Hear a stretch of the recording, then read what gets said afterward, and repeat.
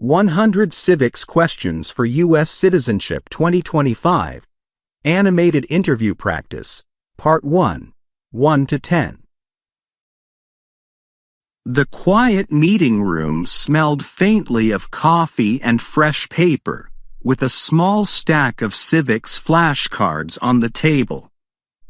Anne and Mark sat across from each other, their voices low to match the calm of the office. Welcome, Mark. Nice to see you back in this quiet room. Ready to practice today's set? I am, Anne. The calm here helps me focus, so let's dive in. Question 1. What movement tried to end racial discrimination? A. The Progressive Movement. B. The Temperance Movement.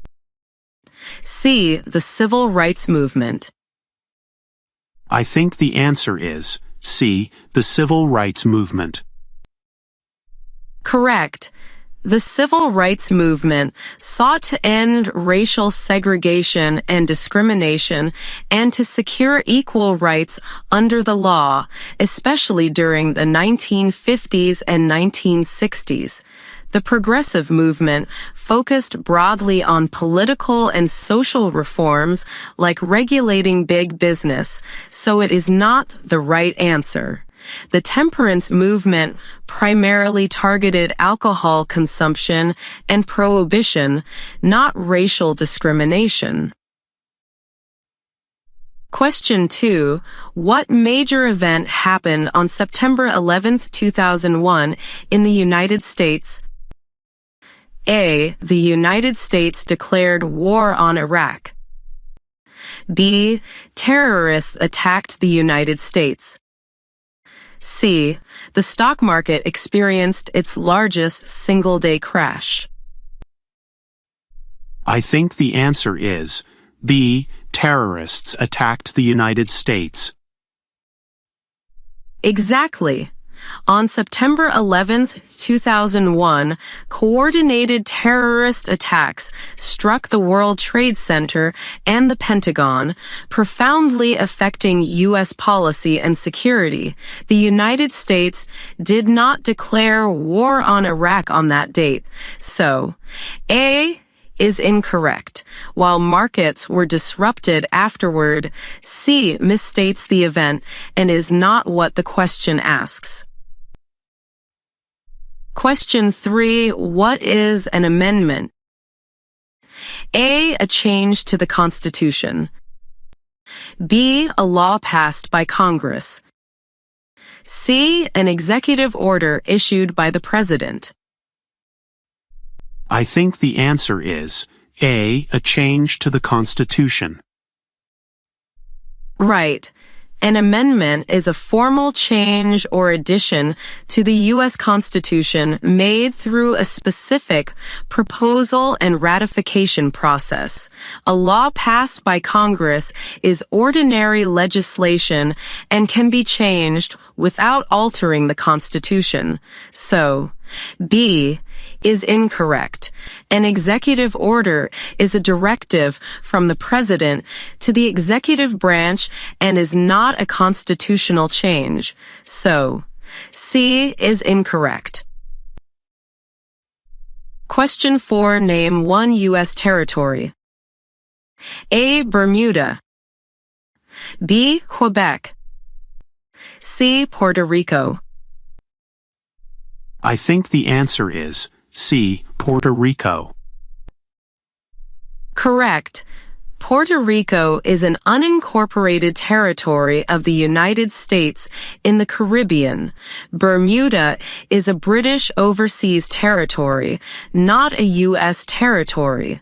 So, A is incorrect. Quebec is a province of Canada, making B incorrect. Question 5. Who was president during the Great Depression and World War II? A. Franklin D. Roosevelt. B. Herbert Hoover. C. Harry S. Truman. I think the answer is A. Franklin D. Roosevelt. That's right. Franklin D. Roosevelt led the country through most of the Great Depression and the majority of World War II with the New Deal and wartime leadership. Herbert Hoover served immediately before FDR and is associated with the early years of the Depression, not the full period and World War II. So, B is incorrect. Harry S. Truman became president near the end of World War II after FDR's death. So, C is not the best match for the full time frame. Question 6. Who is the Chief Justice of the United States now? A. Brett Kavanaugh. B. John Roberts. C. Merrick Garland. I think the answer is B. John Roberts. Correct. John Roberts serves as the Chief Justice of the United States and leads the Supreme Court. Brett Kavanaugh is an Associate Justice, not the Chief Justice. So, A is incorrect. Merrick Garland is the U.S. Attorney General and not on the Supreme Court. So, C is incorrect. Question 7. What is the political party of the president now? A. Democratic. B. Independent. C. Republican. I think the answer is C. Republican. Yes. This question tests whether you know the current president's party. The correct response here is Republican, as listed for this practice set. Democratic names another major political party, but is not the keyed answer here. So, A is incorrect. Independent is not the keyed party for this question, so B is incorrect. Question 8. What is one reason colonists came to America? A. Freedom. B. Free land guaranteed to every settler. C. Exemption from all taxes. I think the answer is A. Freedom. Exactly. Many colonists sought religious and political freedom along with broader opportunities. The idea that every settler was guaranteed free land is historically inaccurate and not universal. So, B is incorrect. Total exemption from all taxes was never a guaranteed reason or reality. So, C is incorrect. Question 9. What does the President's Cabinet do? A. Makes laws. B. Advises the President. C. Enforces state court decisions. I think the answer is B. Advises the President. Correct. The Cabinet consists of heads of executive departments and other key officials who provide advice to the President on their areas of responsibility. Congress makes laws, not the Cabinet. So, A is incorrect. Enforcing state court decisions is primarily a state and judicial matter and not the Cabinet's role. So, C is incorrect. Question 10. What does the judicial branch do? A. Commands the armed forces. B. Makes treaties with other countries. C. Reviews laws. I think the answer is C. Reviews laws. Right. The judicial branch interprets the law and reviews whether laws and government actions follow the Constitution. Commanding the armed forces belongs to the executive branch, so A is incorrect. Making treaties is an executive function with Senate involvement, not the judiciary's role, so B is incorrect. When you face an unexpected or tricky question, pause, breathe, and listen for the key word. Often the subject is the clue. If needed, politely ask the officer to repeat the question, then focus on the main idea rather than details. Practicing that calm response here in our quiet room will help you do it naturally later. That makes sense. If I hear a name or date I don't recognize, I'll center on the concept like rights, branches, or roles, and build my answer from there. If I'm unsure, I'll ask for the question again to be safe. Exactly, and remember to use elimination when choices are close.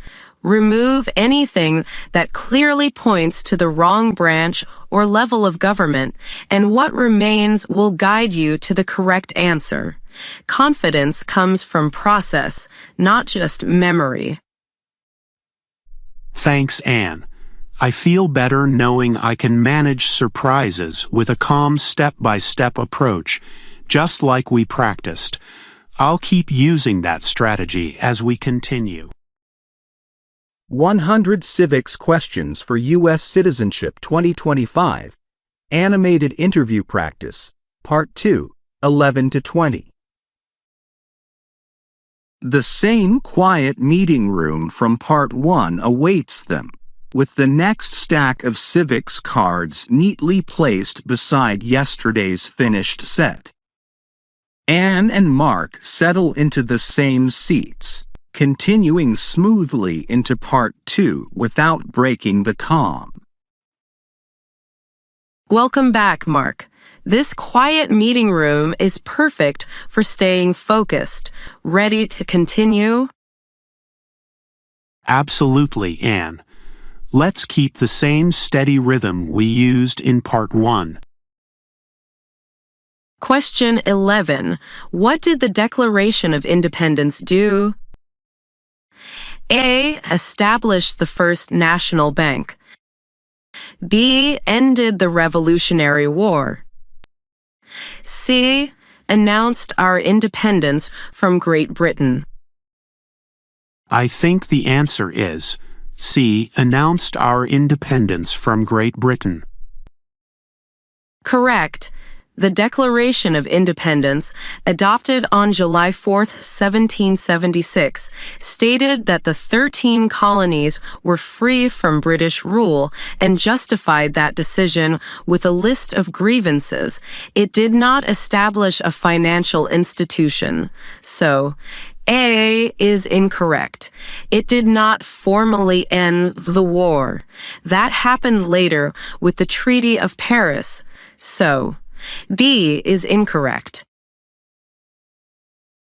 Question 12. What is one responsibility that is only for U.S. citizens?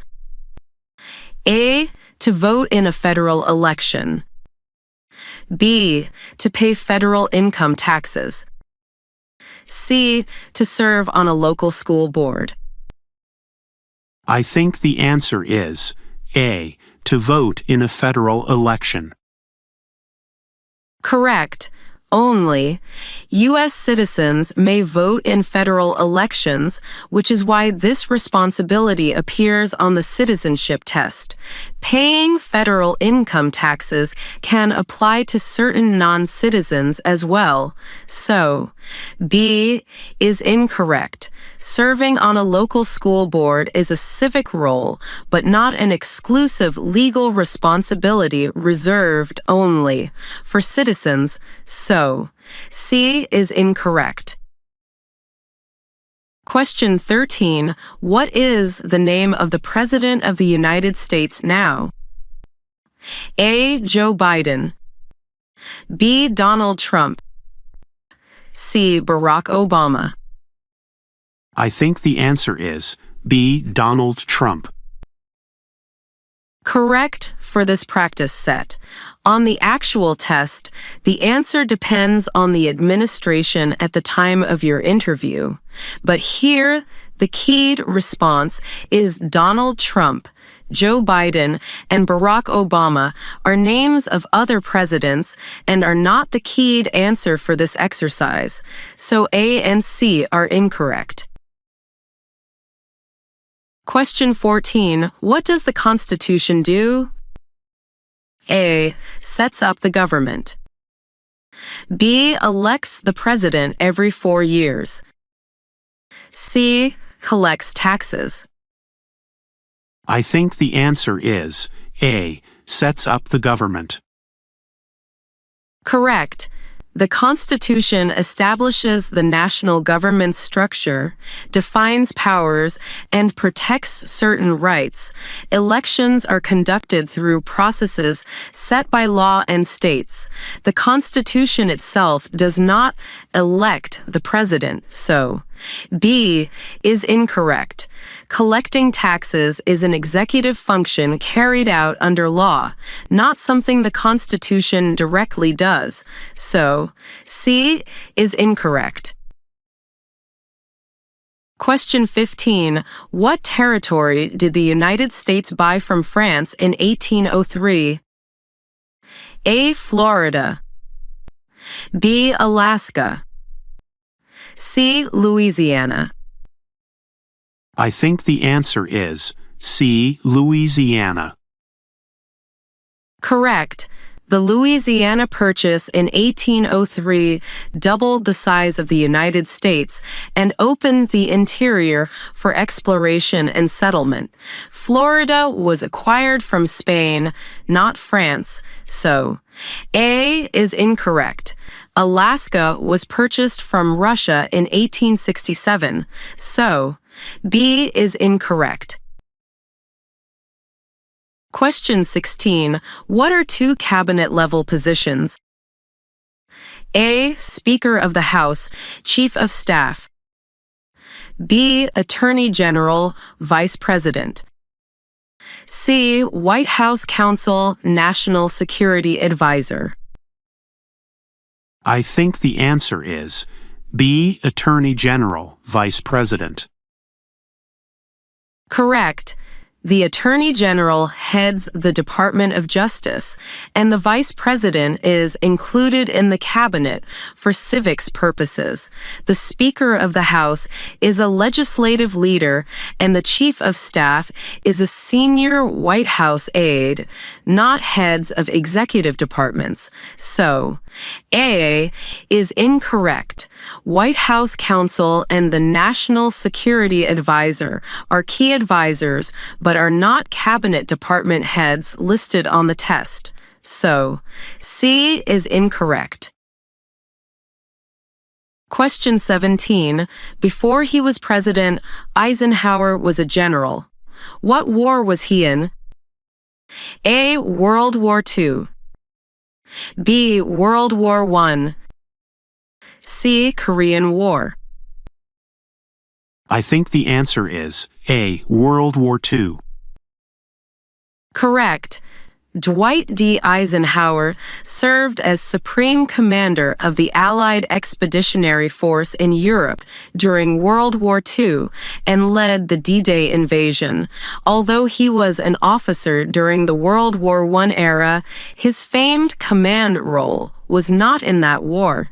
So, B is incorrect. The Korean War happened later. He dealt with it as president, not as the general for which he is renowned.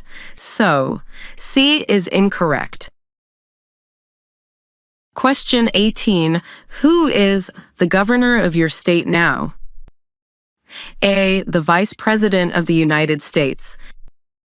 B. The Chief Justice of the State Supreme Court. C. Depends on where you live. I think the answer is C. Depends on where you live. Correct. Each state elects its own governor, so the name varies by where you live. On the real test, you must give the current governor's name for your state. The vice president is a federal official, not a state governor. So, A is incorrect. A state Supreme Court's Chief Justice leads the judiciary, not the executive branch. So, B is incorrect. Question 19. Who does a U.S. Senator represent? A. Only the people in their district. B. All people of the state. C. Only citizens who voted for them. I think the answer is B. All people of the state. Correct. Senators are elected statewide and serve everyone in the state, regardless of party, district, or voting status. Representing a single district is the role of House members. So, A is incorrect. Senators do not represent only their voters or supporters. They represent the entire state. So, C is incorrect. Question 20. What did Martin Luther King Jr. do? A. Wrote the Federalist Papers. B. Served as the first African American Supreme Court Justice. C. Fought for civil rights. I think the answer is C. Fought for civil rights. Correct. Martin Luther King Jr. led through nonviolent protest to challenge segregation and advocate for equal rights, becoming a central figure of the civil rights movement. The Federalist Papers were written by Hamilton, Madison, and Jay, so A is incorrect. Thurgood Marshall, not King, was the first African American Supreme Court Justice, so B is incorrect. When a question feels unexpected, pause for a breath and identify the key term, like war, branch, or responsibility. Then connect it to the core idea we practiced in Part 1 and today. That helps. If I'm unsure, I'll ask for the question to be repeated and focus on the main concept before choosing. Great approach. I'll also keep reminding you to eliminate obviously wrong branches or time periods, which narrows the options fast. Thanks, Anne. With that method in this quiet meeting room, I feel ready to handle tricky questions calmly and confidently. 100 Civics Questions for US Citizenship 2025. Animated Interview Practice. Part 3, 21 to 30. The quiet meeting room from Part 2 feels unchanged, with the next stack of civics cards lined up neatly on the table. Anne and Mark take a calm breath together and transition smoothly into Part 3. Welcome back for Part 3, Mark. This peaceful room should make these go smoothly. Ready to continue? Absolutely, Anne. The quiet helps me concentrate. Let's tackle the next 10. Question 21. Name one American Indian tribe in the United States. A. Maori. B. Zulu. C. Crow. I think the answer is C. Crow.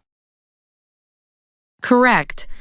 Crow is a federally recognized American Indian tribe whose homeland is in the Northern Plains, and members of the Crow Nation have a distinct language, culture, and history within the United States. The tribe is often associated with the area that is now Montana and has treaties and historical relations with the U.S. government. Maori refers to the indigenous people of New Zealand. So, A is incorrect. Zulu is a major ethnic group originating in southern Africa, not an American Indian tribe in the United States. So, B is incorrect. Question 22. What is the name of the Vice President of the United States now? A. Kamala Harris. B. J.D. Vance. C. Mike Pence.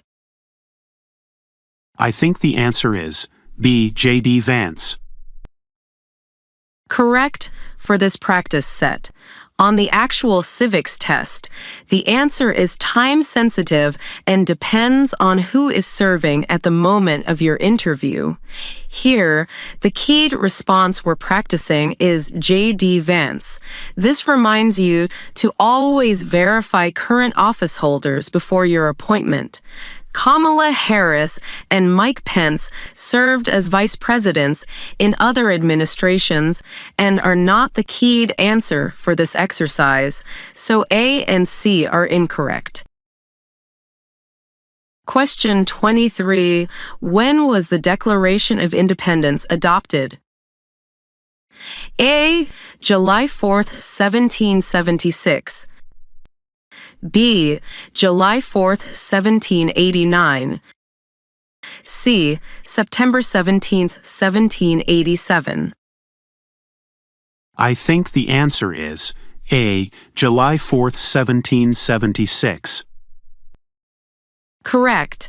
On July 4th, 1776, the Continental Congress adopted the Declaration, formally stating that the 13 colonies were independent from Great Britain and grounding that claim in natural rights.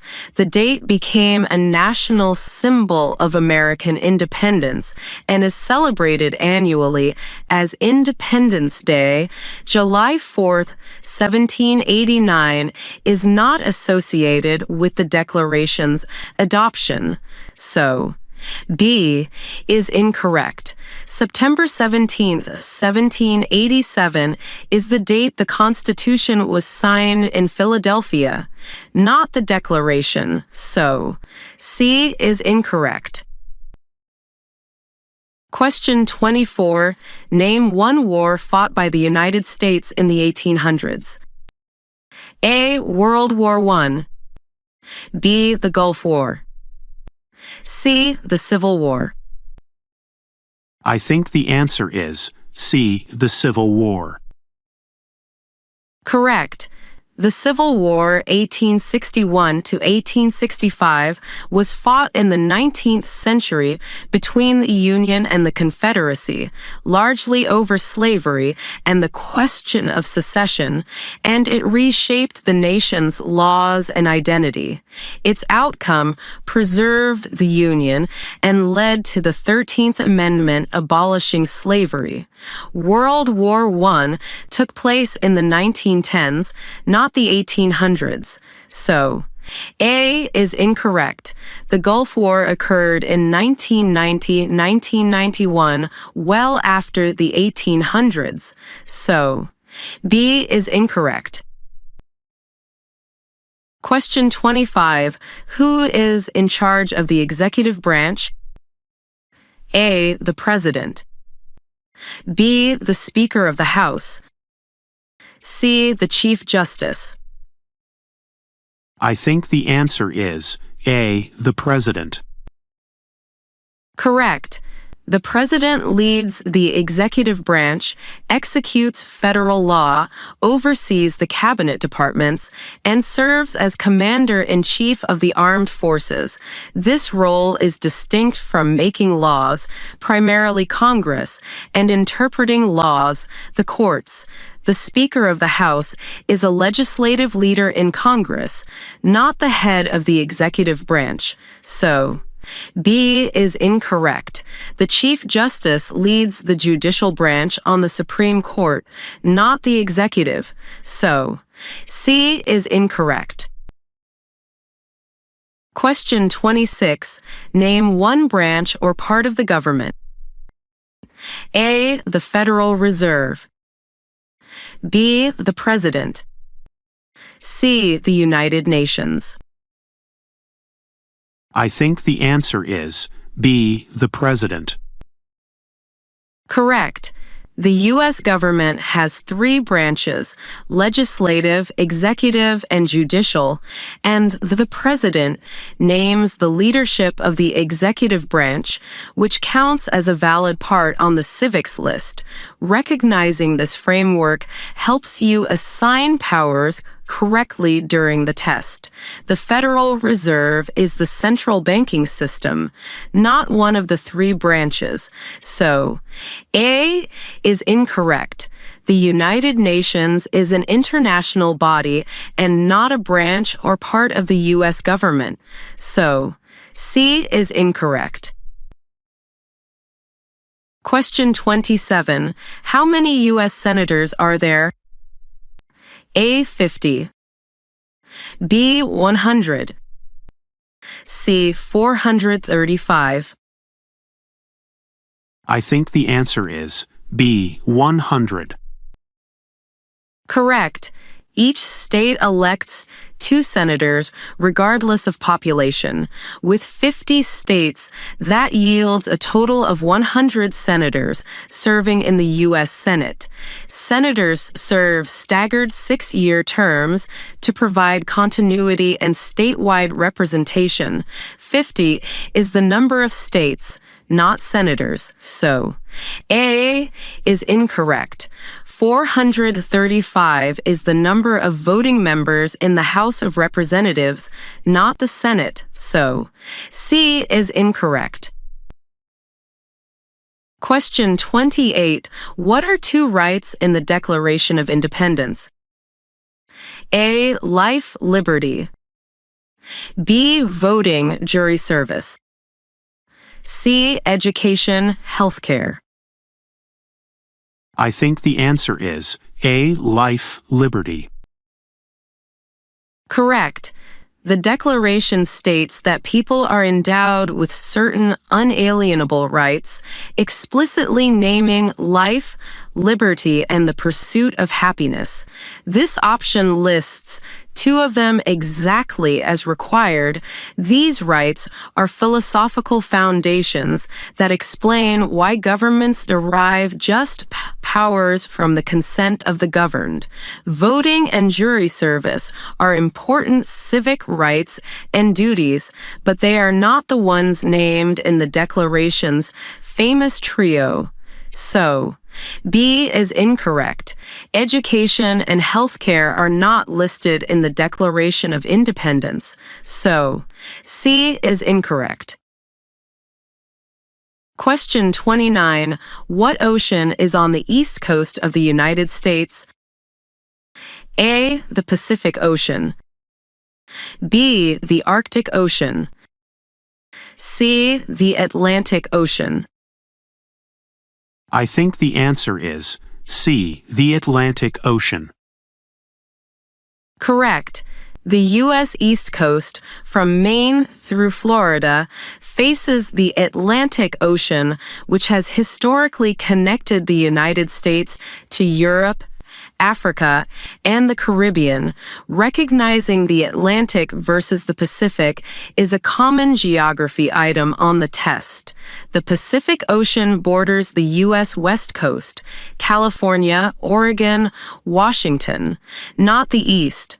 So, A is incorrect. The Arctic Ocean lies north of Alaska and the polar regions, not along the eastern seaboard. So, B is incorrect. Question 30. What did Susan B. Anthony do?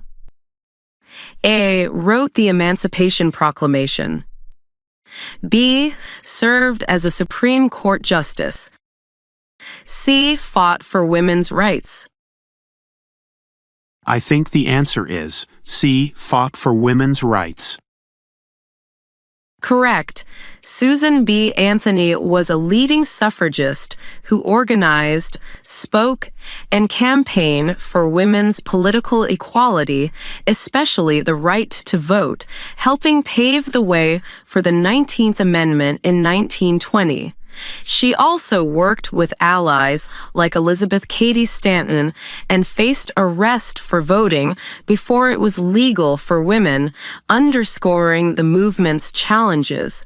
The Emancipation Proclamation was issued by President Abraham Lincoln, not Anthony. So, A is incorrect. Anthony was never a Supreme Court justice, and no woman served in that role during her lifetime. So, B is incorrect. When a question feels tricky, pause and identify the anchor word, like war, branch, or rights, then tie it to the core idea we practiced in Part 2 and today.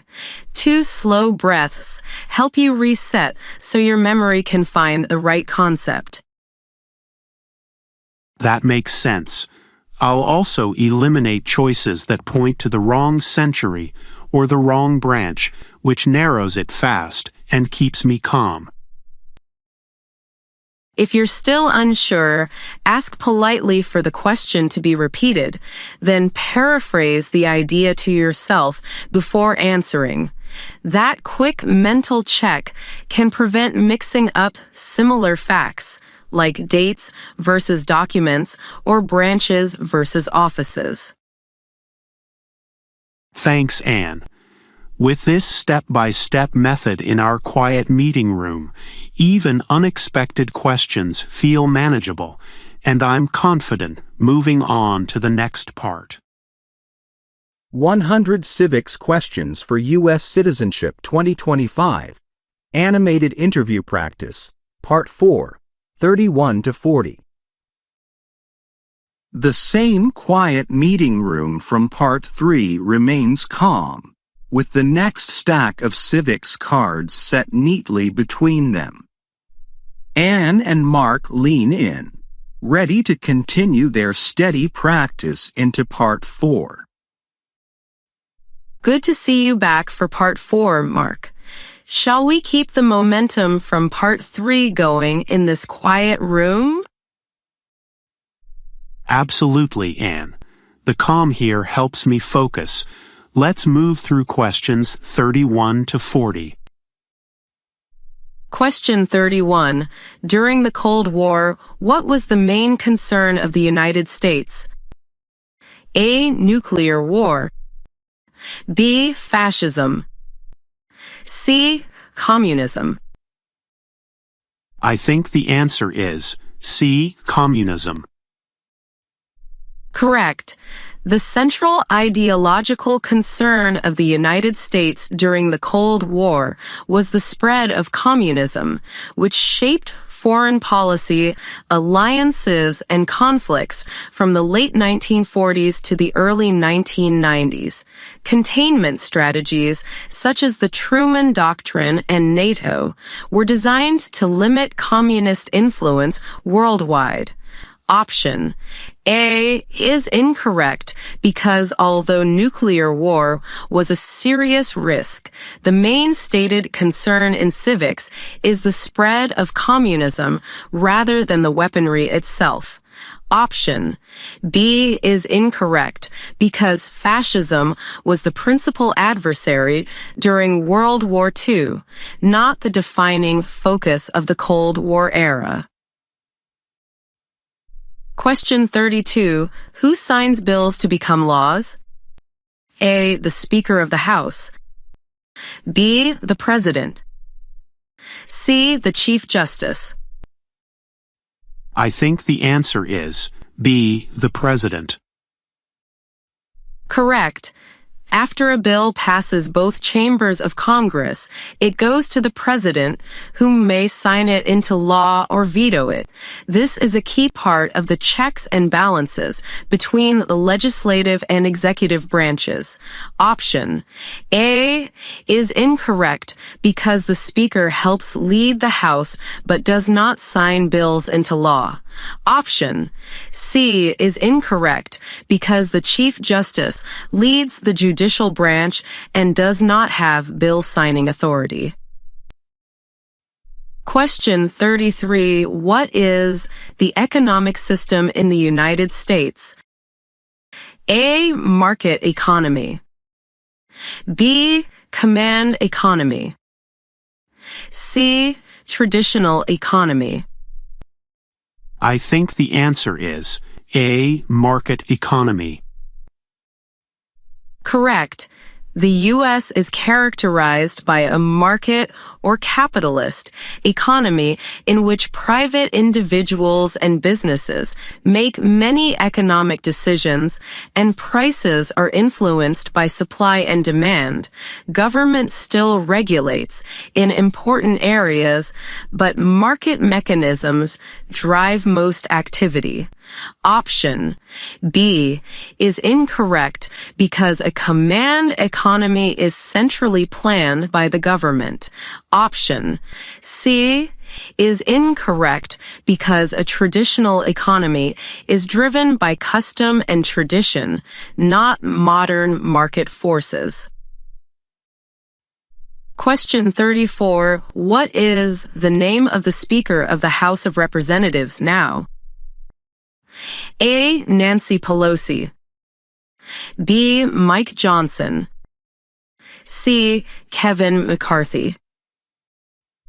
I think the answer is B. Mike Johnson. Correct for this practice set.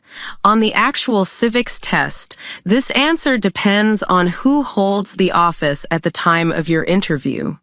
Here, the keyed response is Mike Johnson. Option A is incorrect because Nancy Pelosi is a former speaker and not the keyed answer for this exercise. Option C is incorrect because Kevin McCarthy is also a former speaker and not the keyed response in this set. Question 35. We elect a president for how many years? A. 4 years. B. 6 years. C. 2 years. I think the answer is A. 4 years. Correct. A presidential term lasts 4 years, and the 22nd Amendment limits a person to 2 elected terms. This cycle structures the national executive leadership and aligns with the Electoral College process. Option B is incorrect because 6 years is the length of a U.S. Senator's term. Option C is incorrect because 2 years is the term length for members of the House of Representatives. Question 36. Who is the Commander-in-Chief of the U.S. military? A. The Secretary of Defense. B. The Speaker of the House. C. The President. I think the answer is C. The President. Correct. The Constitution designates the President as Commander-in-Chief, giving civilian leadership ultimate authority over the armed forces. This ensures military power remains under elected, civilian control rather than military command alone. Option A is incorrect because the Secretary of Defense oversees the Department of Defense but does not hold Commander-in-Chief authority. Option B is incorrect because the Speaker leads the House of Representatives, a legislative role. Question 37. Under our Constitution, some powers belong to the federal government.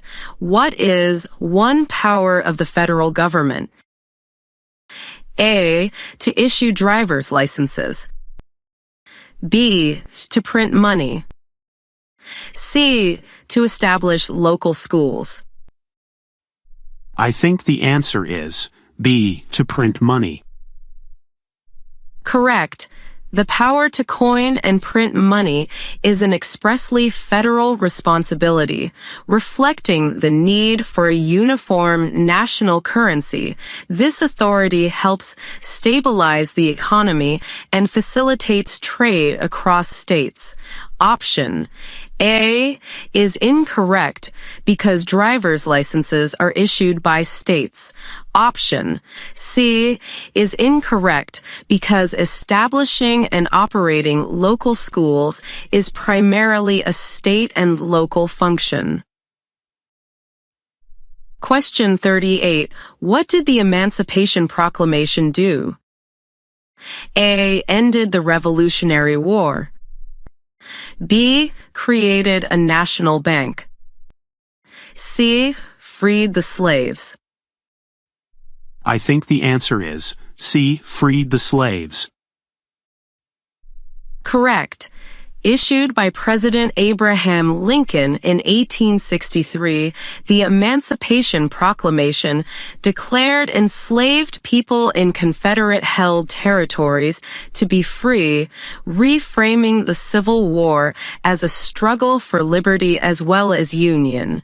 It also allowed black men to join the Union Army, strengthening the war effort. Option A is incorrect because the Revolutionary War ended with the 1783 Treaty of Paris long before the Civil War. Option B is incorrect because establishing a national bank was an early republic policy debate, not the action of the proclamation. Question 39. What is one thing Benjamin Franklin is famous for? A. U.S. diplomat. B. First President of the United States. C. Author of the Bill of Rights. I think the answer is A. U.S. diplomat. Correct. Benjamin Franklin served as a diplomat to France during the American Revolution, helping secure crucial alliances and support for independence. He was also a prolific inventor and statesman, but his diplomatic role is a core civics answer. Option B is incorrect because George Washington was the first president. Option C is incorrect because James Madison is most closely associated with authoring the Bill of Rights. Question 40. Name one war fought by the United States in the 1900s. A. The Mexican-American War. B. The Spanish-American War. C. World War II. I think the answer is C. World War II. Correct. World War II, 1939 to 1945, U.S. involvement 1941 to 1945 was a major 20th century conflict in which the United States fought in Europe and the Pacific, leading to significant global and domestic changes. It reshaped international institutions and U.S. leadership in world affairs. Option A is incorrect because the Mexican-American War occurred in the 1840s. Option B is incorrect because the Spanish-American War took place in 1898, just before the 1900s. When a question feels tricky, pause and find the anchor word, like term, branch, or era. Then connect it to the rule or time frame we practiced in Part 3 and today. 2 slow breaths help you clear noise and recall the core idea before choosing. I'll do that. I'll also eliminate choices tied to the wrong branch or the wrong century, which quickly narrows things to the best option. If uncertainty remains, ask for the question to be repeated and quietly paraphrase it to yourself. Who signs bills, or which war in the 1900s? So your mind targets the right fact. That small reset has saved many applicants from second-guessing. Thanks, Anne. With this calm process in our quiet meeting room, even unexpected questions feel manageable, and I'm confident heading into the next part. 100 Civics Questions for US Citizenship 2025 Animated Interview Practice, Part 5, 41 to 50. The same quiet meeting room from Part 4 sits undisturbed, with a fresh stack of cards set beside the ones they just finished. Anne and Mark open Part 5 with the same steady focus, ready to continue without breaking the calm. Welcome back, Mark.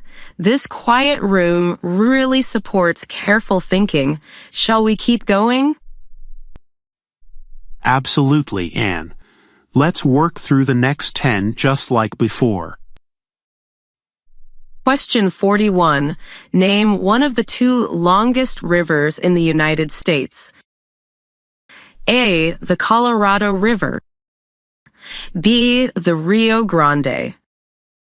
C. The Mississippi River. I think the answer is C. The Mississippi River. Correct. The Mississippi River is one of the two longest rivers in the United States and has been a vital artery for transportation, commerce, and settlement throughout American history. Knowing this helps with geography items that often appear in the civics set. Option A is incorrect because the Colorado River, while famous, is not one of the two longest in the United States. Option B is incorrect because the Rio Grande is long and important, but still not among the top two. Question 42. Who was the first president? A. George Washington. B. John Adams. C. Thomas Jefferson. I think the answer is A. George Washington. Correct.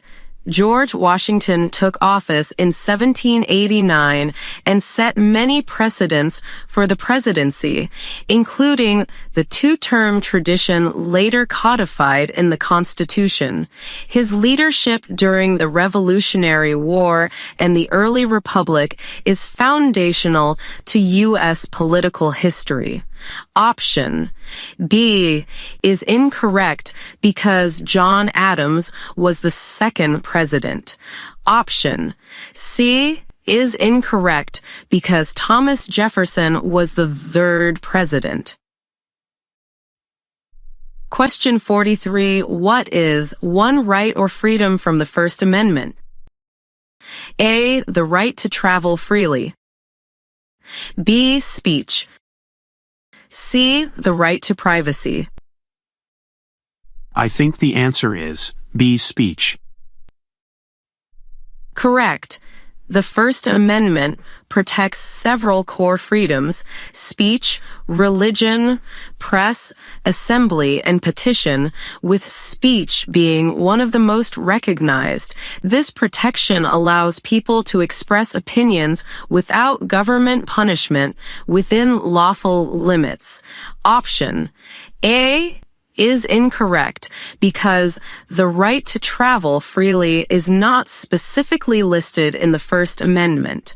Option C is incorrect because while privacy is protected in other contexts, it is not explicitly enumerated in the First Amendment. Question 44. Who vetoes bills? A. The Senate Majority Leader. B. The President. C. The Supreme Court. I think the answer is B. The President. Correct. After Congress passes a bill, it goes to the President, who may sign it into law or veto it, providing an executive check on legislation. Congress can sometimes override a veto with a 2/3 vote in both chambers, illustrating checks and balances. Option A is incorrect because the Senate Majority Leader manages Senate business but does not have veto power. Option C is incorrect because the Supreme Court interprets laws and does not veto bills. Question 45. What is the name of the national anthem? A. America the Beautiful. B. God Bless America. C. The Star-Spangled Banner. I think the answer is C. The Star-Spangled Banner. Correct. The Star-Spangled Banner became the national anthem and is traditionally performed at public events, drawing its lyrics from Francis Scott Key's poem about the defense of Fort McHenry in 1814. Recognizing the anthem's name is a common culture and history item on the test. Option A is incorrect because America the Beautiful is a well-known patriotic song, but not the national anthem. Option B is incorrect because God Bless America is also a patriotic song, not the official anthem. Question 46. Who makes federal laws? A. Congress. B. The Supreme Court. C. The Cabinet. I think the answer is A. Congress. Correct. Congress, composed of the Senate and the House of Representatives, writes, debates, and passes federal legislation before sending it to the President. This legislative role is central to the separation of powers. Option B is incorrect because the Supreme Court interprets laws rather than making them. Option C is incorrect because the Cabinet advises the President and administers executive functions, not lawmaking. Question 47. What ocean is on the west coast of the United States? A. The Atlantic Ocean. B. The Indian Ocean. C. The Pacific Ocean. I think the answer is C. The Pacific Ocean. Correct. The states along the western shoreline, like California, Oregon, and Washington, border the Pacific Ocean, which shapes trade, climate, and culture along the coast. Distinguishing the Atlantic from the Pacific is a frequent geography checkpoint. Option A is incorrect because the Atlantic Ocean borders the East Coast. Option B is incorrect because the Indian Ocean is not adjacent to the continental United States. Question 48. What is one promise you make when you become a U.S. citizen? A. To never travel outside the country. B. To be loyal to the United States. C. To vote in every election. I think the answer is B. To be loyal to the United States. Correct. During naturalization, new citizens promise loyalty to the United States and to support and defend the Constitution and laws. This oath reflects the responsibilities that accompany the rights of citizenship. Option A is incorrect because there is no requirement to stop international travel. Option C is incorrect because voting is a right and civic duty, but citizens are not required to vote in every election. Question 49. Why did the colonists fight the British? A. Because of high taxes. B. Because of a nationwide drought. C. Because of disputes over state boundaries. I think the answer is A, because of high taxes. Correct. Colonists protested taxation without representation, including measures like the Stamp Act and the Tea Act, which fueled growing resistance to British control. Grievances also involved limits on self-government and trade, but high taxes are a central test-approved reason. Option B is incorrect because drought was not the cause of the conflict with Britain. Option C is incorrect because state boundaries, as later defined, were not the primary issue motivating the revolution. Question 50. When is the last day you can send in federal income tax forms? A. October 15th. B. January 31st. C. April 15th. I think the answer is C. April 15th. Correct. For most taxpayers, the regular filing deadline for federal income tax returns is April 15th in a typical year, unless it falls on a weekend or holiday or the government announces an extension. Knowing the standard date helps you avoid confusion with forms or extensions. Option A is incorrect because October 15th is typically the extended filing deadline, not the regular one. Option B is incorrect because January 31st is COM only, associated with employer deadlines to send wage statements, not the individual filing deadline. When a question feels unexpected, take 2 slow breaths and isolate the anchor word, like who, when, or which, so you know exactly what is being asked. Then connect that word to the rule or pattern we practiced in Part 4 and today before you look at the choices. I like that. I'll also eliminate options linked to the wrong branch, wrong coast, or wrong historical period, which narrows things quickly without panic. If you're still unsure, ask for the question to be repeated and quietly paraphrase it. Who makes laws? Or which date is the deadline? So your memory targets the right fact. Keeping that calm process in this quiet room turns tricky items into manageable ones.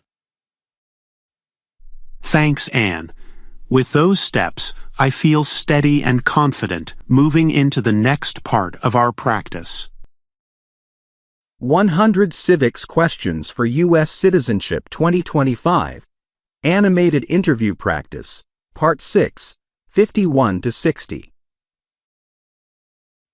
The quiet meeting room from Part 5 remains still, with a fresh stack of civics cards waiting on the table. Anne and Mark continue smoothly into Part 6, keeping the same calm focus they built earlier. Welcome back for Part 6, Mark. This quiet room really helps us concentrate. Ready to keep going? Definitely, Anne.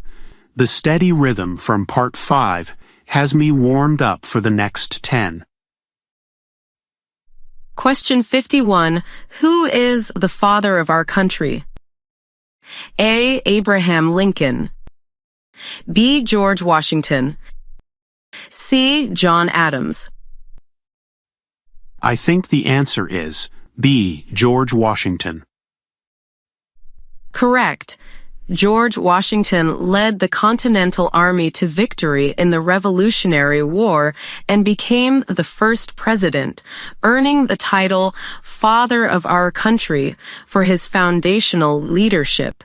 He set early precedents that shaped the executive branch and national unity. A is incorrect because Abraham Lincoln, though pivotal during the Civil War, was not the first national leader of the United States. C is incorrect because John Adams was an important founder and the second president, not the figure com only, given this title. Question 52. Name one state that borders Mexico. A. Nevada. B. Utah. C. California. I think the answer is C. California. Correct. California shares an international border with Mexico at the state's southern edge, including ports of entry such as San Isidro. Other U.S. states that border Mexico are Arizona, New Mexico, and Texas. A is incorrect because Nevada does not touch Mexico. B is incorrect because Utah also does not share a border with Mexico. Question 53. When must all men register for the Selective Service? A. At age 21. B. At age 17. C. At age 18. I think the answer is C. At age 18. Correct. Men living in the United States are required to register for the Selective Service shortly after their 18th birthday, which keeps government records for potential national emergencies. Registration is a legal requirement and is connected to some federal benefits and opportunities. A is incorrect because age 21 is too late for the registration requirement. B is incorrect because the law specifies 18, not 17. Question 54. What are the two parts of the U.S. Congress? A. The Senate and House of Representatives. B. The Supreme Court and the President. C. The Cabinet and the Vice President. I think the answer is A. The Senate and House of Representatives. Correct. Congress is the legislative branch of the federal government, and it is bicameral, composed of the Senate and the House of Representatives. Understanding this structure helps you track how laws are proposed, debated, and passed. B is incorrect because the Supreme Court and the President are in the judicial and executive branches, not Congress. C is incorrect because the Cabinet and the Vice President are part of the executive branch, not the legislature. Question 55. What do we show loyalty to when we say the Pledge of Allegiance? A. The United States. B. The flag. C. The President. I think the answer is A. The United States. Correct. The Pledge of Allegiance is a promise of loyalty to the United States, the republic for which the flag stands. The wording emphasizes unity and commitment to the nation and its ideals. B is incorrect because the pledge references the flag as a symbol, but loyalty is directed to the United States itself. C is incorrect because the pledge is not a promise to an individual office holder. Question 56. What stops one branch of government from becoming too powerful? A. Federalism. B. Checks and balances. C. Judicial review. I think the answer is B. Checks and balances. Correct. Checks and balances means each branch, legislative, executive, and judicial, has tools to limit the others, preventing concentration of power. Examples include presidential vetoes, congressional overrides, and judicial review. A is incorrect because federalism divides power between national and state governments, which is related but not the specific mechanism asked for.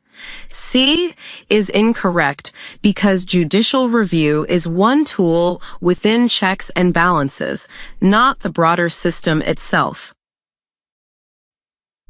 Question 57. The idea of self-government is in the first three words of the Constitution. What are these words? A. In God we trust. B. E pluribus unum. C. We the people. I think the answer is C. We the people. Correct. We the people opens the Constitution and expresses that government authority comes from the people, not from a monarch or a distant power. This phrase anchors the American principle of popular sovereignty. A is incorrect because in God we trust is a national motto, not the Constitution's opening. B is incorrect because e pluribus unum is a traditional motto meaning out of many, one, not the first three words of the Constitution. Question 58.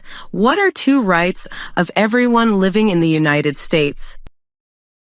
A. The right to vote, the right to run for federal office.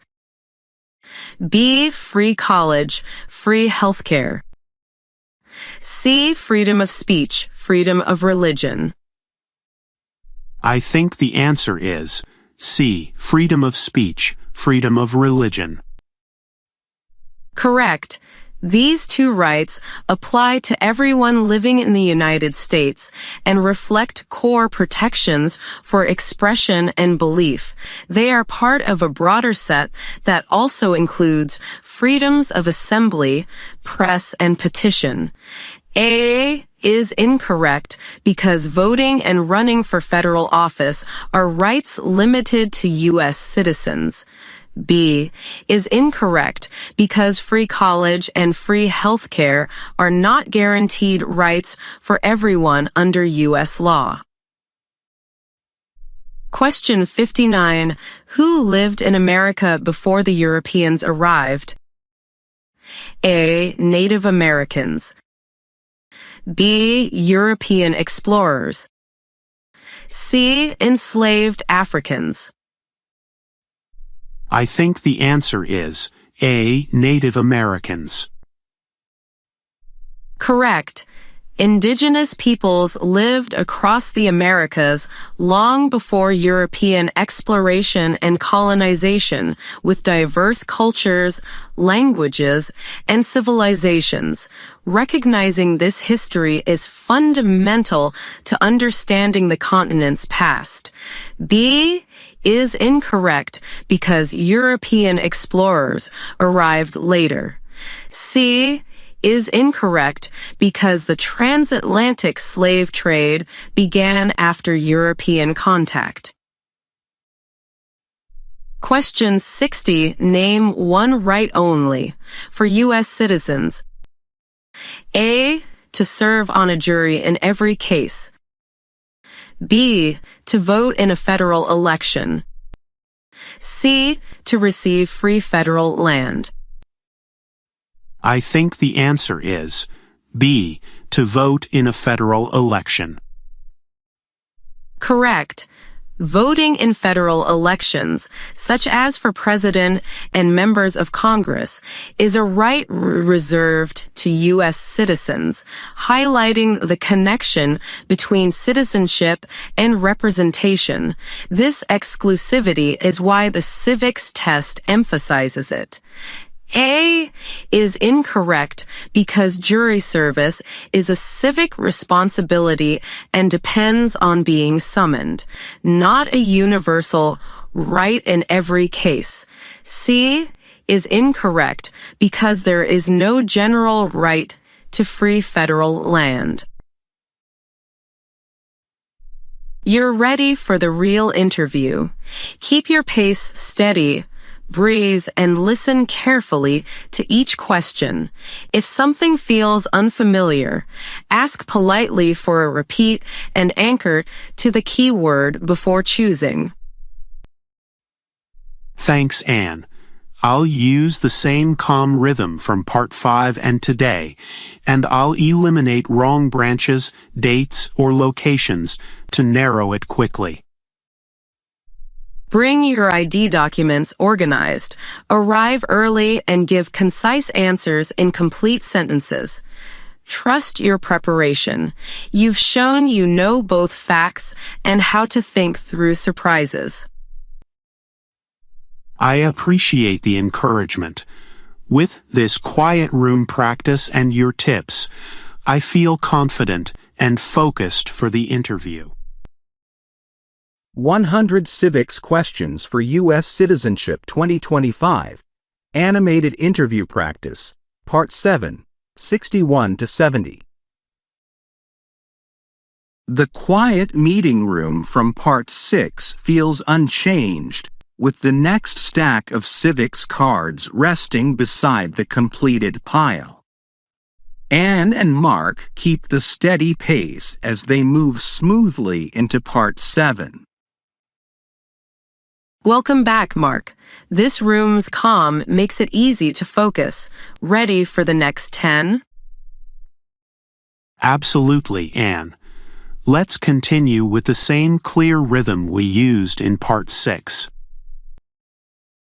Question 61. What is freedom of religion? A. You can practice any religion or not practice a religion. B. The government can establish an official national church. C. You may practice only the religion of your state. I think the answer is A. You can practice any religion or not practice a religion. Correct. Freedom of religion means government cannot force you to follow a faith or stop you from choosing one, and it protects those who choose not to practice any religion at all. This principle limits government power and safeguards individual conscience. Option B is incorrect because the First Amendment prohibits establishing an official national church. Option C is incorrect because states cannot restrict you to a single religion. Question 62. How many amendments does the Constitution have? A. 10. B. 27. C. 50. I think the answer is B. 27. Correct. The Constitution has been amended 27 times to refine rights and governmental processes, from the Bill of Rights through later amendments like the 26th and 27th. Knowing this number helps you recognize the living nature of the Constitution. Option A is incorrect because 10 refers only to the Bill of Rights. Option C is incorrect because 50 is the number of states, not amendments. Question 63. Who is one of your state's U.S. senators now? A. The Vice President. B. The Chief Justice. C. Depends on where you live. I think the answer is C. Depends on where you live. Correct. Each state elects 2 senators, and the names differ by state and time. On the real test, you must provide the current name for your state. This item checks your ability to apply civics to your own location. Option A is incorrect because the Vice President serves federally and presides over the Senate but is not your state's senator. Option B is incorrect because the Chief Justice is part of the judicial branch, not a state's elected senator. Question 64. What do we call the first 10 amendments to the Constitution? A. The Bill of Rights. B. The Preamble. C. The Articles of Confederation. I think the answer is A. The Bill of Rights. Correct. The first 10 amendments protect core liberties such as speech, religion, due process, and fair trials, limiting government power over individuals. They are foundational to everyday rights and the Civics Test. Option B is incorrect because the preamble is an introductory statement, not a set of amendments. Option C is incorrect because the Articles of Confederation was the nation's earlier framework replaced by the Constitution. Question 65. When was the Constitution written? A. 1776. B. 1791. C. 1787. I think the answer is C. 1787. Correct. Delegates met in Philadelphia during the summer of 1787 to write the Constitution, creating a new federal structure with separated powers. Ratification followed in 1787 to 1788, and later amendments refined the document. Option A is incorrect because 1776 is the year the Declaration of Independence was adopted. Option B is incorrect because 1791 marks the ratification of the Bill of Rights, not the writing of the Constitution. Question 66. Who was president during World War I? A. Theodore Roosevelt. B. Woodrow Wilson. C. Franklin D. Roosevelt. I think the answer is B. Woodrow Wilson. Correct. Woodrow Wilson led the nation through World War I, guiding U.S. involvement beginning in 1917 and advocating for the League of Nations afterward. His presidency is closely tied to wartime leadership and post-war diplomacy. Option A is incorrect because Theodore Roosevelt's presidency ended before World War I, and he is associated with earlier reforms and the Panama Canal. Option C is incorrect because Franklin D. Roosevelt led during the Great Depression and World War II, not World War I. Question 67. When do we celebrate Independence Day? A. June 14th. B. January 1st.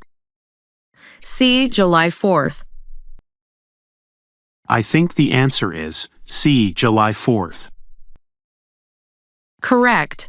Independence Day commemorates the adoption of the Declaration of Independence on July 4, 1776, and is celebrated nationwide with civic events and traditions. Remembering the exact date avoids mixing it up with other observances. Option A is incorrect because June 14th is Flag Day. Option B is incorrect because January 1st is New Year's Day. Question 68. Name two national U.S. holidays. A. New Year's Day, Christmas.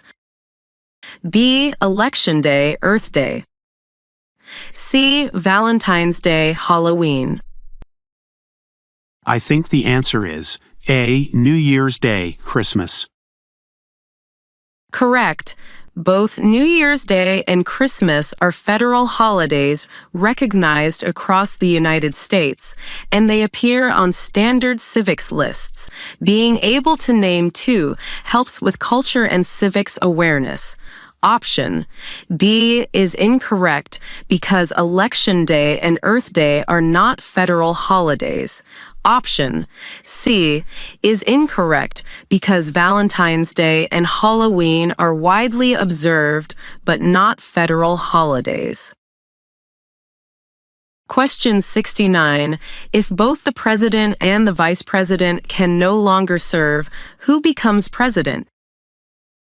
A. The Chief Justice. B. The Speaker of the House. C. The Secretary of State. I think the answer is B. The Speaker of the House. Correct. The presidential line of succession places the Speaker of the House next after the Vice President, ensuring continuity of executive leadership. This is a key separation of powers fact, often tested in civics. Option A is incorrect because the Chief Justice remains in the judicial branch without succession authority. Option C is incorrect because the Secretary of State comes later in the succession order. Question 70. We elect the U.S. representative for how many years? A. 4 years. B. 6 years. C. 2 years. I think the answer is C. 2 years. Correct. Members of the House of Representatives serve 2-year terms, which keeps them closely accountable to voters through frequent elections. This contrasts with the Senate's 6-year terms for stability. Option A is incorrect because 4 years is the presidential term length. Option B is incorrect because 6 years applies to U.S. senators, not House members. You're doing excellent work. Carry this calm into the interview by listening fully to each question and answering directly. If a detail slips your mind, ask politely for a repeat and anchor to the key word before choosing. Thanks, Anne. I'll keep breathing steadily, use elimination for wrong branches or dates, and give clear, confident answers like we've practiced since Part 6. Arrive a little early with your documents organized and trust your preparation. Your explanations show real understanding, not just memorization. Keep your answers concise, and if asked to clarify, do so calmly and respectfully. I appreciate the guidance. With this quiet room routine and your tips, I feel ready and steady for the real interview. 100 Civics Questions for US Citizenship 2025. Animated Interview Practice. Part 8, 71 to 80. The quiet meeting room from Part 7 remains calm, with another neat stack of civics cards waiting beside the finished pile. Anne and Mark keep the same steady rhythm as they begin Part 8 together.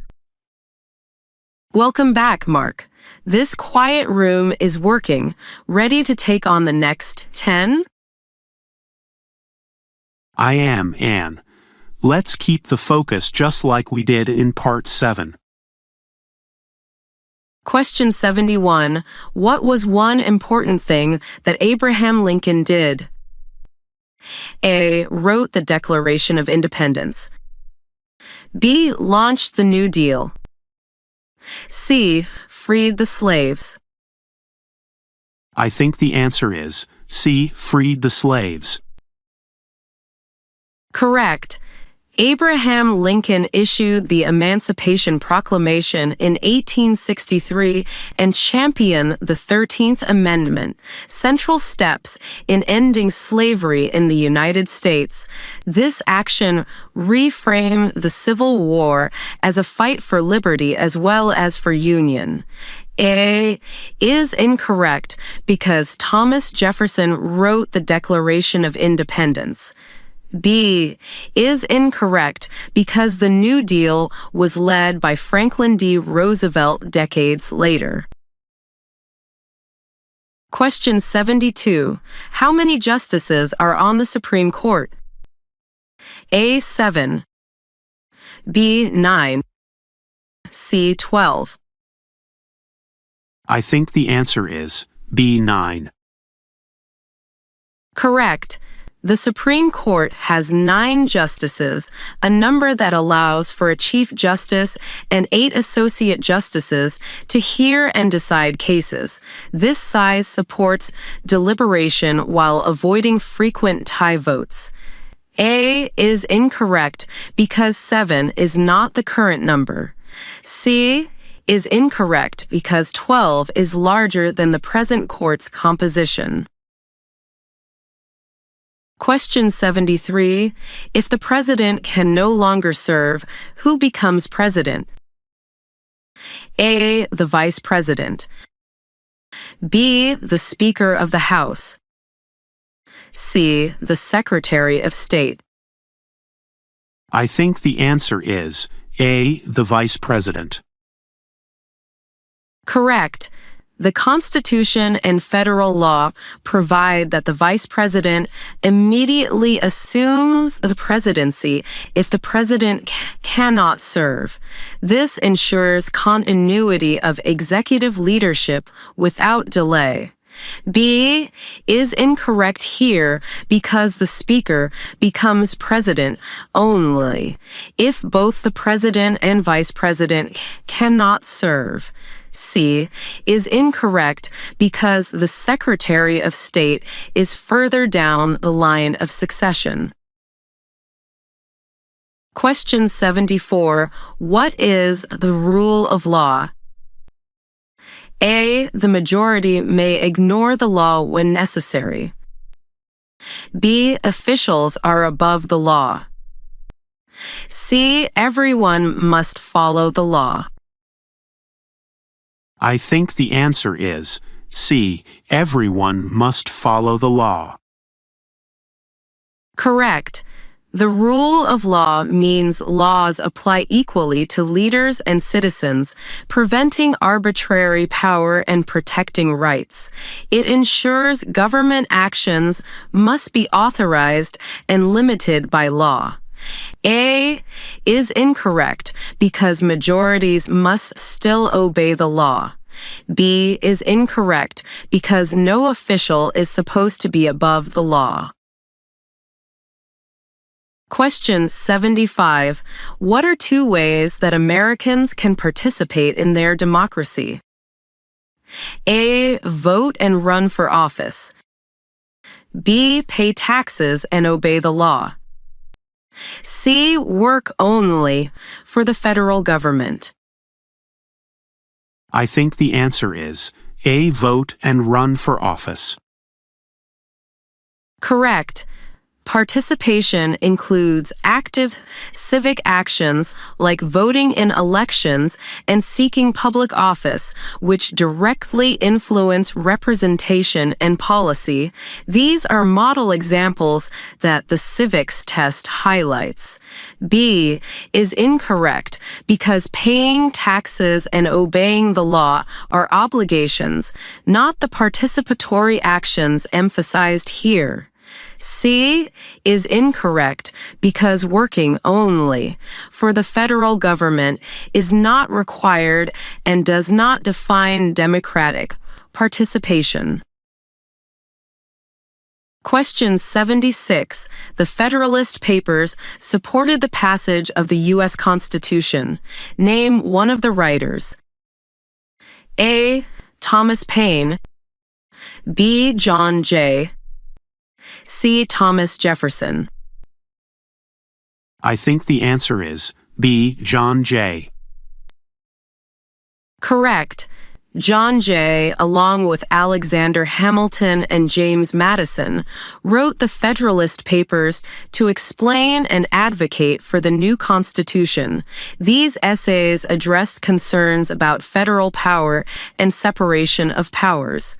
A is incorrect because Thomas Paine wrote Common Sense, not the Federalist Papers. C is incorrect because Thomas Jefferson did not author those essays. Question 77. What is the capital of your state? A. Washington, D.C. B. Your state's largest city. C. Depends on where you live. I think the answer is C. Depends on where you live. Correct. This question requires you to know the current capital for the specific state where you live, since each state has its own seat of government. On the real test, you must supply the correct city name. A is incorrect because Washington, D.C. is not a state capital. B is incorrect because a state's largest city is not always the capital. Question 78. Why do some states have more representatives than other states? A. Because they have more land area. B. Because they joined the Union earlier. C. Because they have more people. I think the answer is C. Because they have more people. Correct. Representation in the House is based on population, so states with more residents receive more seats. The census determines the apportionment every 10 years. A is incorrect because land size does not determine House seats. B is incorrect because admission date to the Union does not control representation. Question 79. How old do citizens have to be to vote for president? A. 21 and older. B. 18 and older. C. 16 and older. I think the answer is B. 18 and older. Correct. The 26th Amendment lowered the voting age nationwide to 18, allowing more young adults to participate in federal elections, including for president. This aligns eligibility across states for national contests. A is incorrect because 21 was the standard prior to the 26th Amendment. C is incorrect because 16 is below the federal voting age. Question 80. What happened at the Constitutional Convention? A. The Constitution was written. B. The Bill of Rights was ratified. C. The Declaration of Independence was signed. I think the answer is A. The Constitution was written. Correct. In 1787, delegates met in Philadelphia and drafted the U.S. Constitution, creating a stronger federal framework with separated powers and checks and balances. The document then went to the states for ratification. B is incorrect because the Bill of Rights was added later in 1791. C is incorrect because the Declaration of Independence was signed in 1776, not at the Constitutional Convention. You're in great shape. Carry this calm into the real interview by listening closely, answering directly, and using the anchor words we practiced since Part 7. If something feels unfamiliar, ask politely for a repeat and take one steady breath before choosing. Thanks, Anne. I'll rely on elimination for wrong branches, dates, or places, and keep my answers clear and confident like we did today. Arrive a bit early with your documents organized, and remember it's okay to pause before speaking. Trust your preparation. You understand the ideas, not just the facts.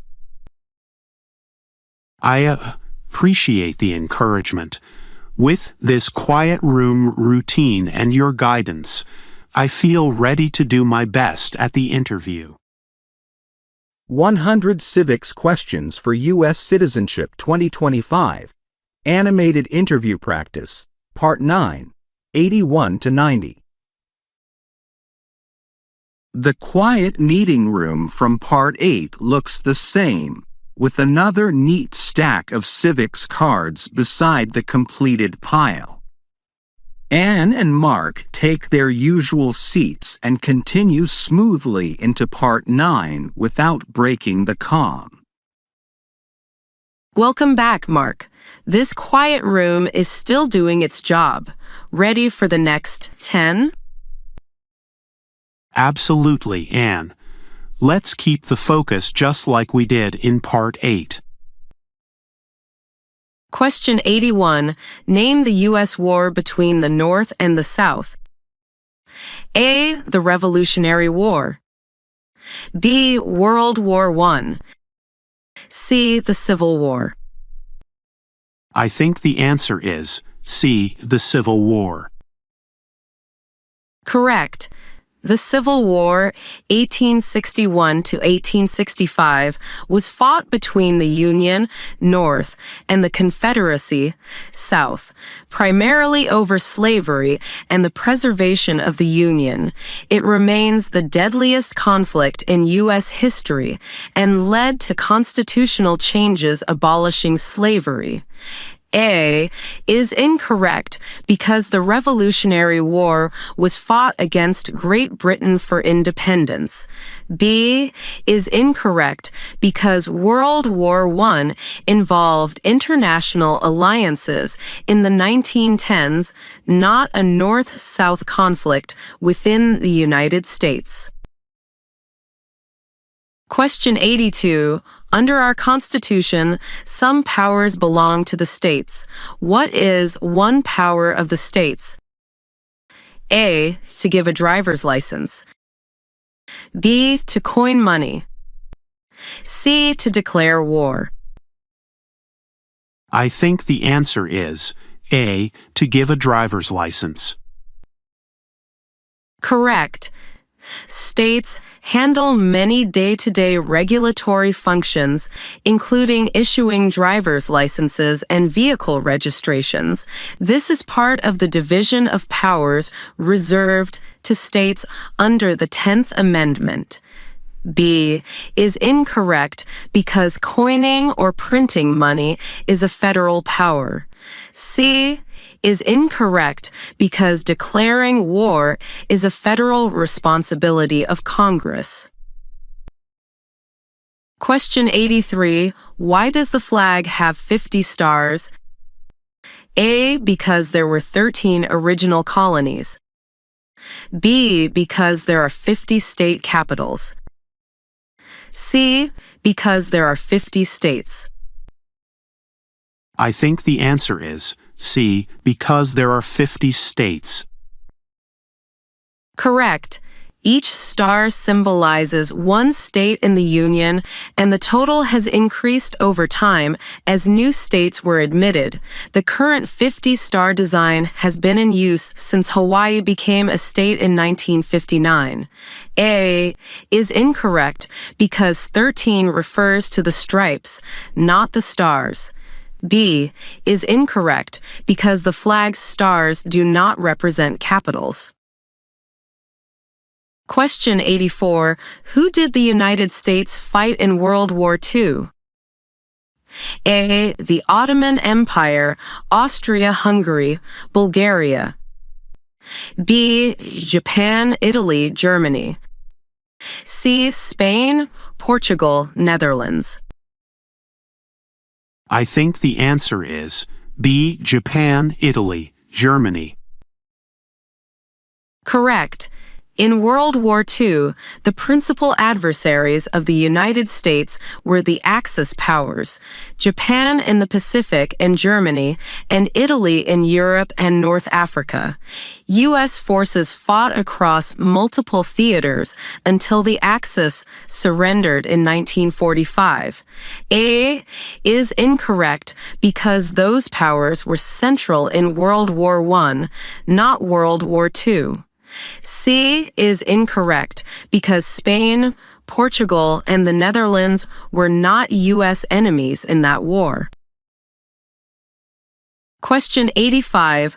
Where is the Statue of Liberty? A. New York Harbor. B. Liberty Island, New Jersey. C. Ellis Island, New York.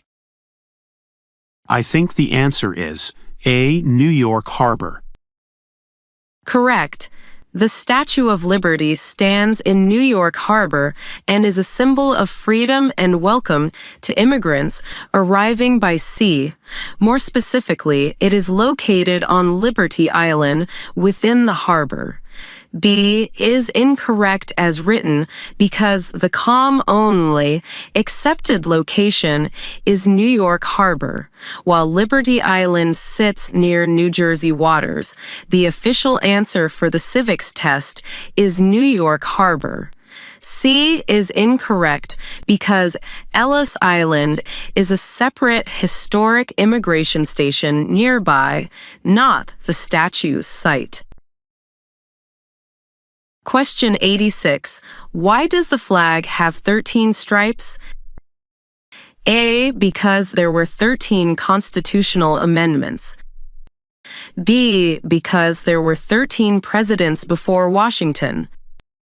C. Because there were 13 original colonies. I think the answer is C. Because there were 13 original colonies. Correct. The stripes honor the original 13 colonies that declared independence from Britain and formed the United States. This design preserves historical memory even as the number of stars changed over time. A is incorrect because the early nation did not have exactly 13 amendments at the time the flag was established. B is incorrect because George Washington was the first president. There were not 13 presidents before him. Question 87. Name your U.S. representative. A. The governor of your state. B. Depends on where you live. C. The vice president. I think the answer is B. Depends on where you live. Correct. Members of the House of Representatives are elected from districts within each state, so the correct name varies by your address and by election year. On the real test, you must provide the current name for your own district. A is incorrect because the governor serves at the state level, not in the House.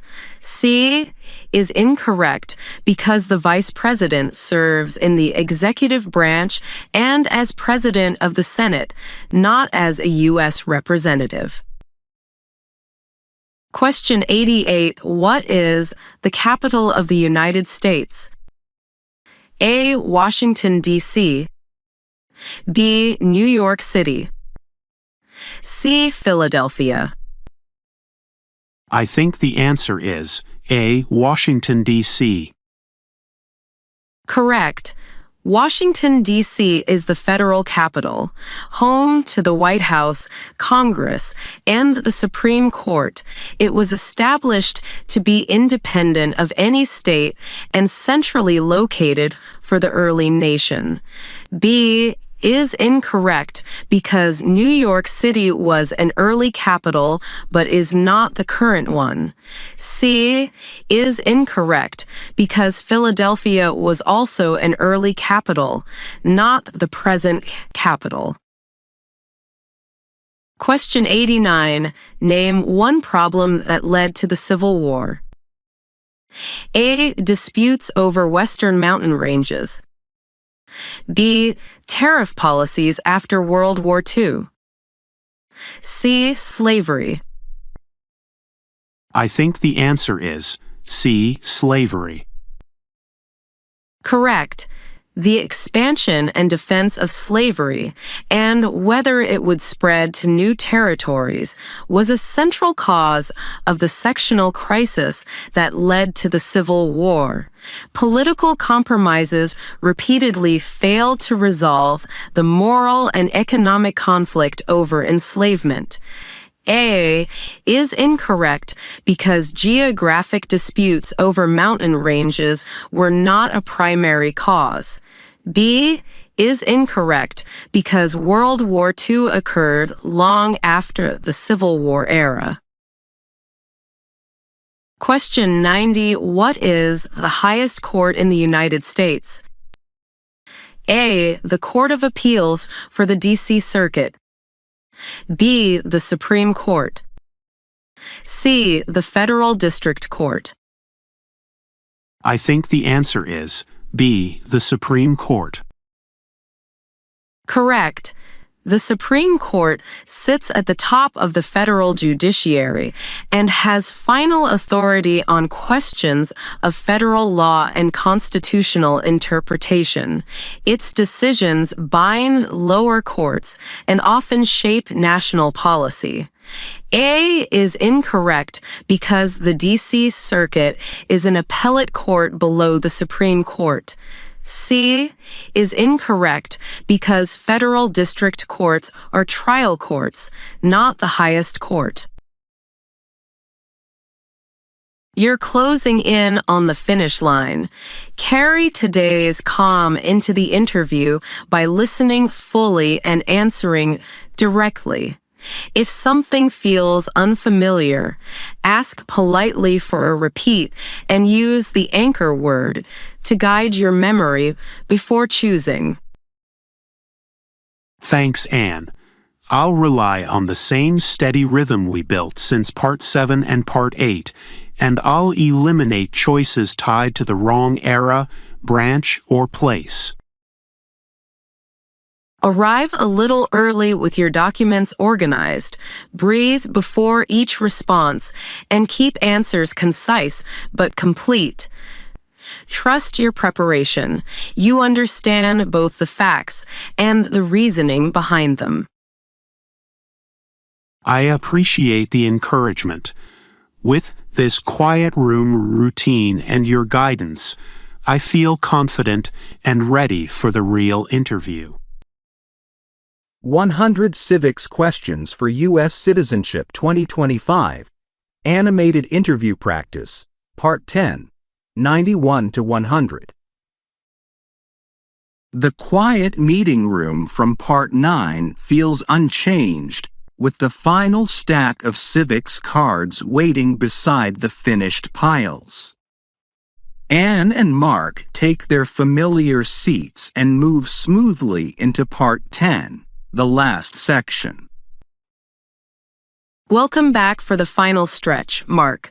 This calm room is the perfect place to finish strong. Ready to begin? Absolutely, Anne. Let's wrap up these last 10 with the same steady focus we've had all day. Question 91. What is the supreme law of the land? A. The Constitution. B. The Bill of Rights. C. The Emancipation Proclamation. I think the answer is A. The Constitution. Correct. The Constitution is the foundational legal document that establishes the framework of the federal government and has the highest legal authority in the United States. All laws and government actions must be consistent with it, and conflicts are resolved in favor of the Constitution.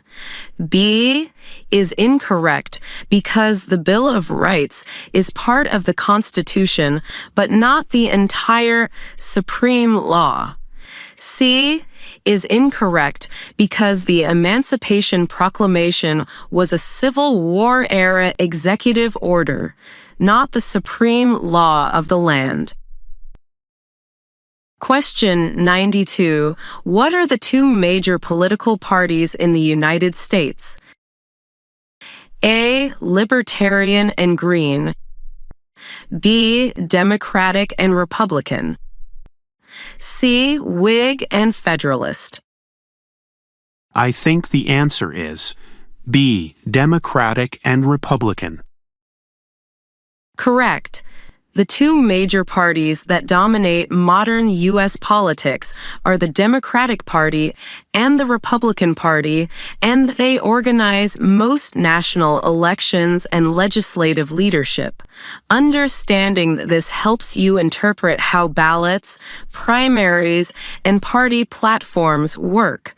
A is incorrect because Libertarian and Green are recognized parties, but not the two major ones.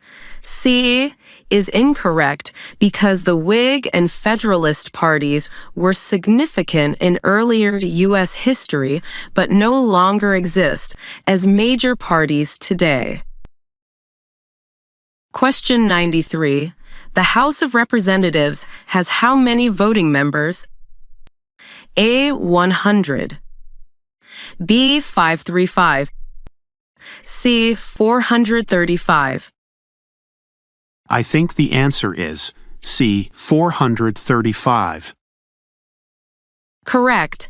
The House has 435 voting members apportioned among the states by population, with seats adjusted after each census. This number balances representation with manageability in the chamber. A is incorrect because 100 is the number of U.S. senators.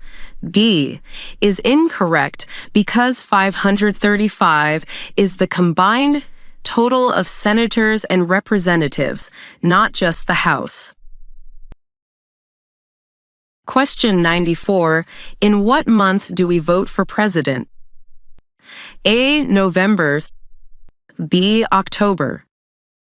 C. January. I think the answer is A. November. Correct. Presidential elections are held in November, typically on the Tuesday after the first Monday, a schedule set by federal law.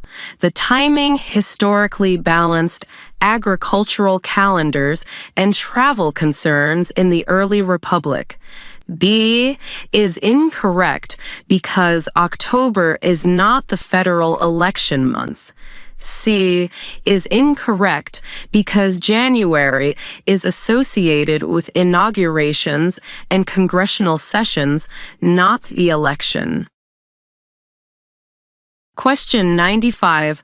What group of people was taken to America and sold as slaves? A. Indentured servants from Europe.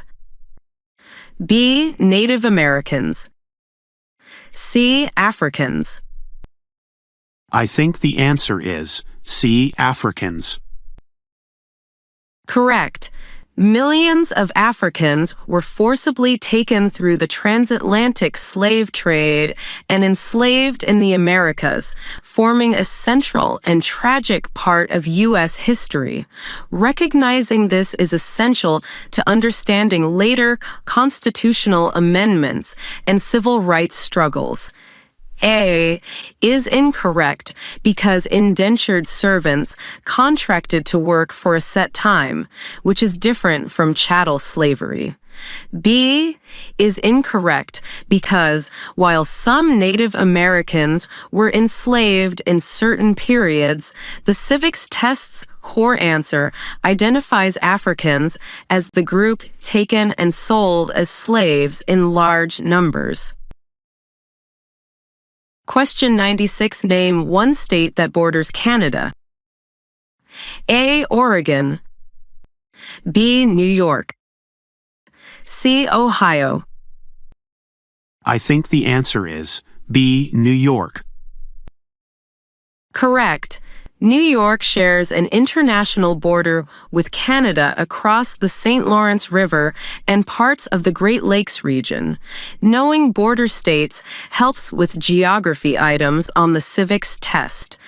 A is incorrect because Oregon borders the Pacific Ocean and does not touch Canada. C is incorrect because Ohio borders Lake Erie and other states, but not Canada directly. Question 97. There were 13 original states. Name 3. A. California, Texas, Florida. B. Vermont, Kentucky, Tennessee. C. New York, New Jersey, New Hampshire. I think the answer is C. New York, New Jersey, New Hampshire. Correct.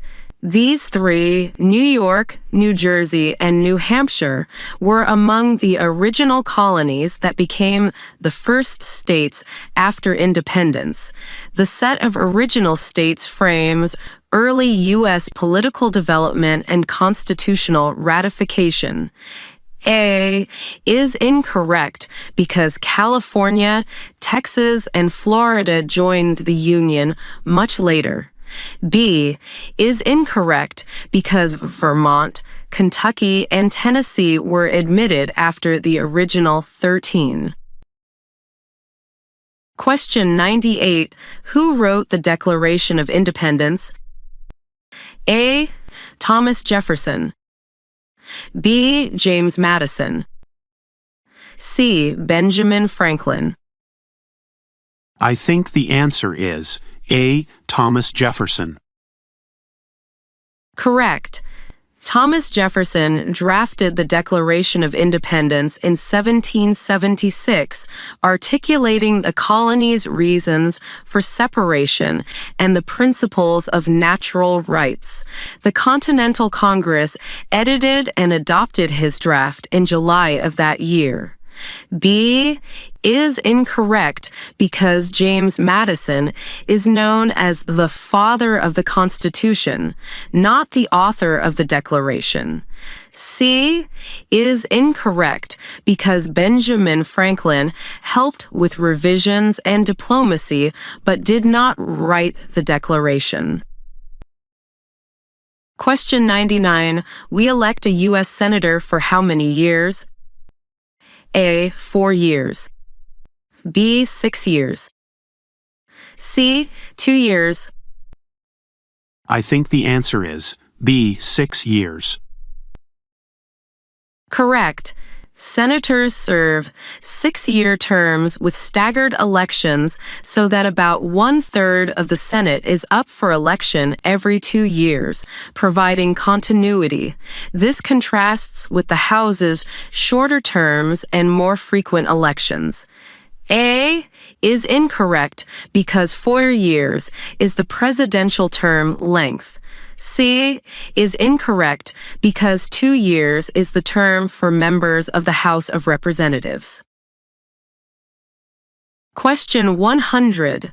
There are 4 amendments to the Constitution about who can vote. Describe one of them. A. Only property owners can vote. B. Only citizens born in the United States can vote.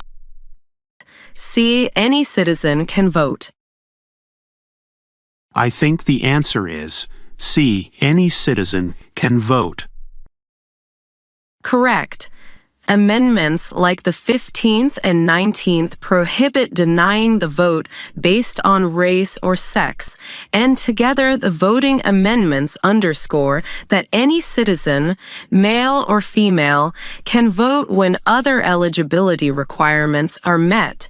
They expanded democratic participation and reinforced equal protection principles. A is incorrect because property requirements for voting were eliminated long ago and are not part of modern constitutional rules. B is incorrect because naturalized citizens also have the right to vote. It is not limited to citizens by birth. You finished strong, Mark. Once you're sworn in, consider registering to vote that same week and attending a local council or school board meeting to see your community in action. I will. I'm also planning to volunteer at the library's citizenship class and sign up for community cleanups so I stay engaged. That's excellent. Join a neighborhood association, read your city's official updates, and when possible, meet your representative's staff during office hours to share concerns respectfully. I like that plan. I'll watch for jury duty notices, support voter registration drives, and bring this quiet room focus to real civic life.